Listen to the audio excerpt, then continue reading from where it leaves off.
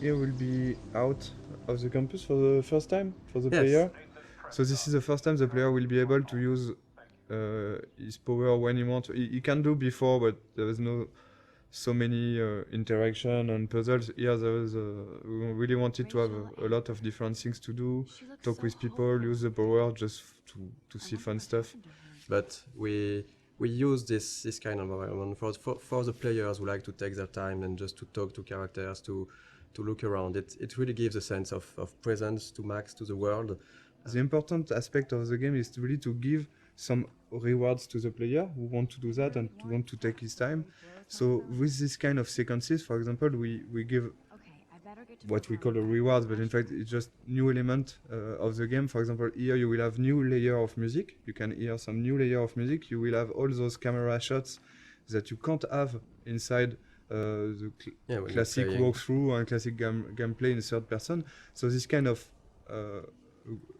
beautiful shots you have only because you have chosen to take your time and to sit on the fountain. So the music, the shots, and of course the voiceover of Max also at the beginning. We hear what Max is thinking just here. So this kind of rewards will push, we think, the player to do that again and again. So this is really something we wanted to have. In this game, it's always feeling a bit like what Max is feeling. And we really wanted to focus on those moments. It was really capturing the moment when you can really take your time to reflect on yourself, and that's what Max is doing in those scenes. That's something that not a lot of games are doing, to let the player take his time, because in a lot of games it's just like you need to go forward, you need to go to this checkpoint, you need to do this and this. Since the beginning we wanted the rewind to be a tool that the player can use when he wants, where he wants. It won't be scripted rewind sequence, for example. On a technical point of view, you have to record all the different things that happens in the scene. Since you can rewind time, you can basically be at any part of the scene at any moment you like. Designing puzzles with the rewind was very, very hard. When you think it's done, you think you've seen everything about it, you think the situation is in place and it's going to be working well. There's always this tiny little thing that's fucking it up. Those elements are not really deterministic, so when you rewind, you're not sure that you will be able to restore the particle system in the same state. Seriously, do not forget I need those papers before tonight. Like now. Thanks, Sherry. And this is the dormitories. This is also something that was interesting for us, is to talk about dorm life. We wanted to use this setting because we can really talk about social issues, like the girls have their room. Do you really like the people who live next to you? How the relationship are working inside the dormitories? Like right now, it's interesting if you have different music that can come from the different rooms.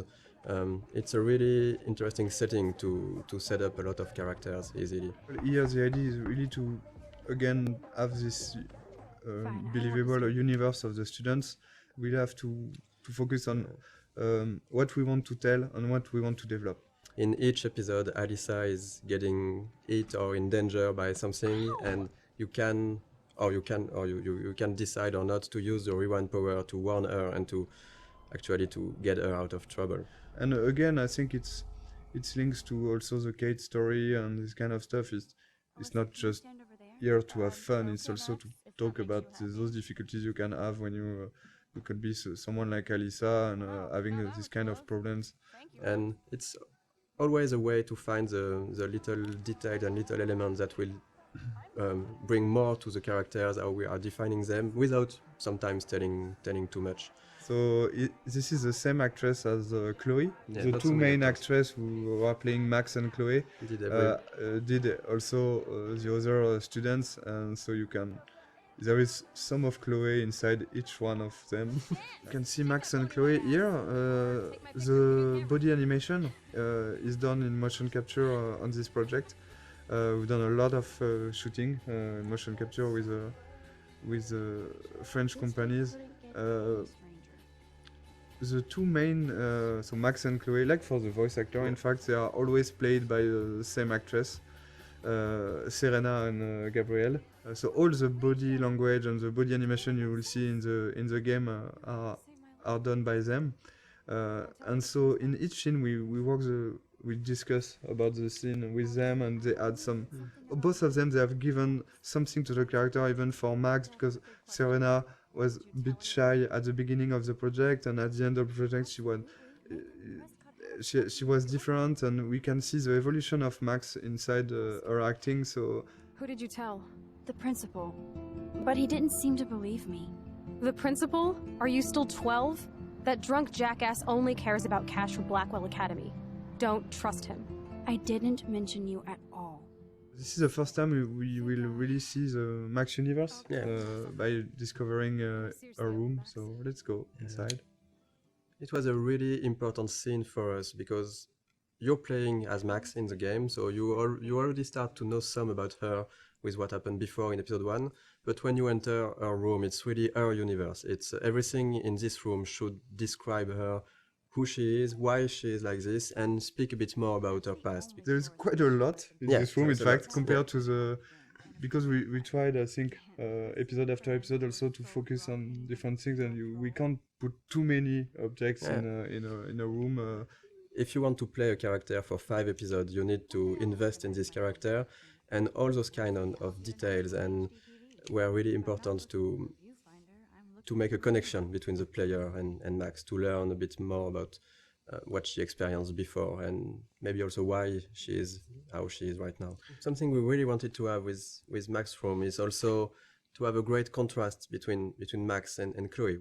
So it was really important to have those two characters. Max and Chloe are really different. They are quite opposite at the beginning of the story. So we wanted that her personality and also her universe, her rooms reflect that.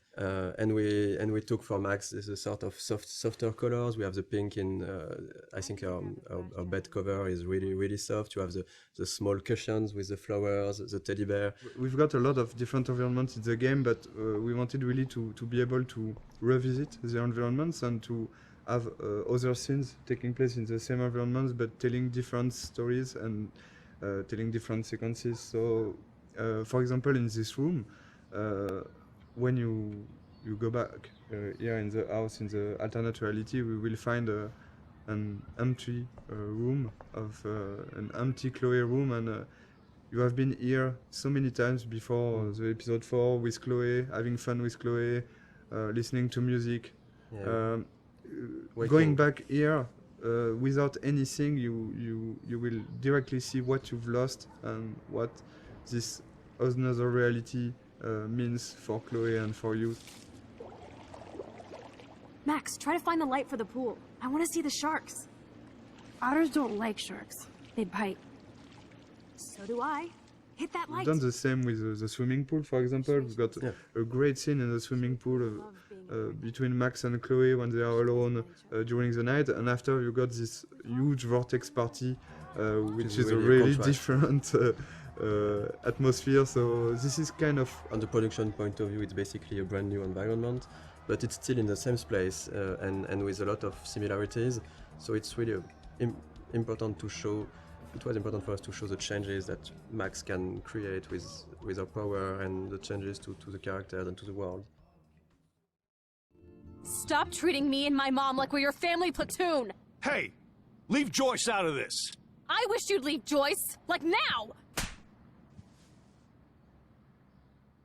Seeing this kind of family violence, and it's something you can have encountered as a player. I think we all know some people who got some difficulties, and you can have by yourself also. Here, the choice you're going to take will have consequences on the relation between Max and Chloe, but also on her father.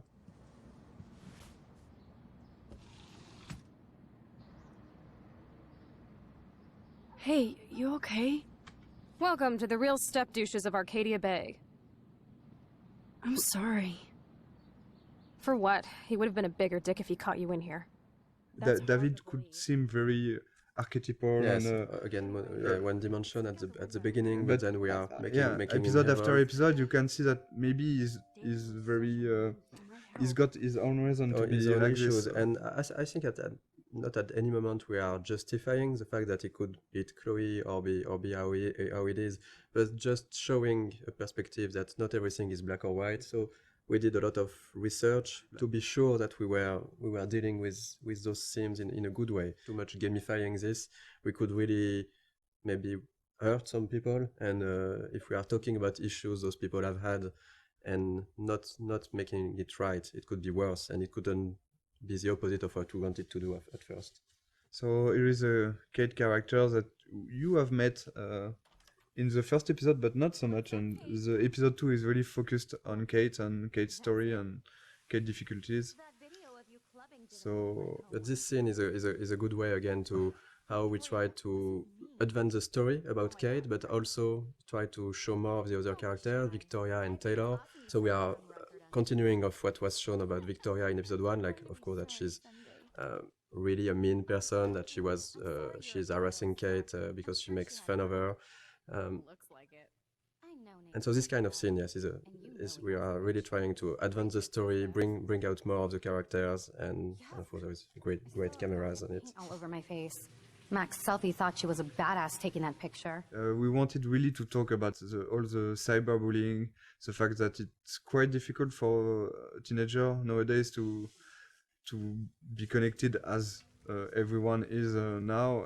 I think everyone has got a phone, is connected always. We are using the text message a lot, and we are making fun with that. So we are really thinking about both sides of the social media. On the other hand, you've got this dark aspect of internet, which could be really difficult to live. I think a lot of players could recognize some of them inside Kate, and we've received a lot of letters from players who say that helped us also to realize what they've been through. Yeah, we wanted to have this scene since the beginning. We are quite happy that we managed to keep it, and work with Square Enix was great for that.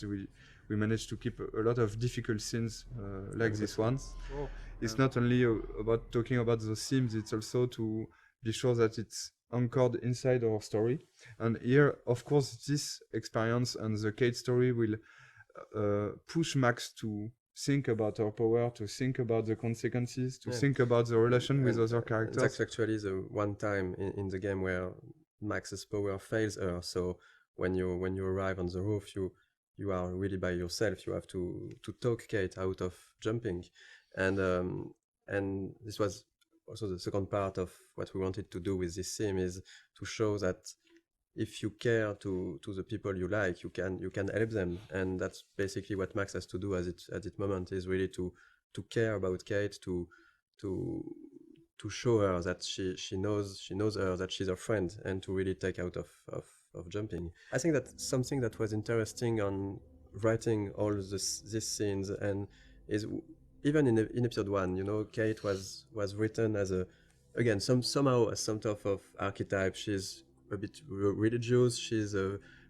for abstinence. She has this basically pro-life ideas. So maybe some of the players could think that she's boring character, but the way we evolved her and write her in the other episode, we really wanted to show that even if you go past the first appearance of someone, that's something that you might feel not interesting or different to you, you can find really good things and interesting things in each person. And I was really happy the way that the community reacted to Kate as a character.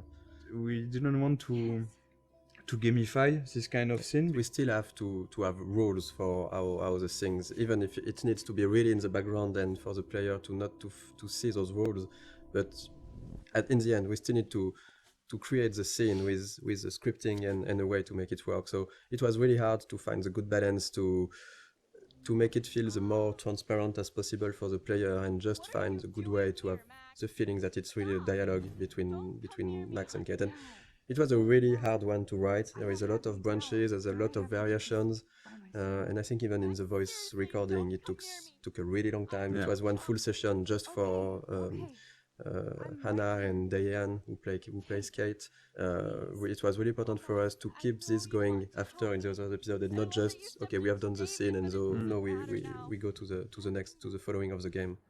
I'm going to be here for another day until my family comes out to visit. How are they treating you? Like they need to protect me forever. They're so upset, and I know they feel guilty even though they didn't do anything. I was surprised how many We wanted students from to Blackwell talk wrote about this me. theme of euthanasia, Even but Victoria to wrote find a me. way to talk about it that would be respectful for any sort of position, because it was really important to not try to say this is right, this is wrong, and to let the player really see how he wants to play this scene at this moment based on what he felt for the situations, for Chloe, for her parents and everything.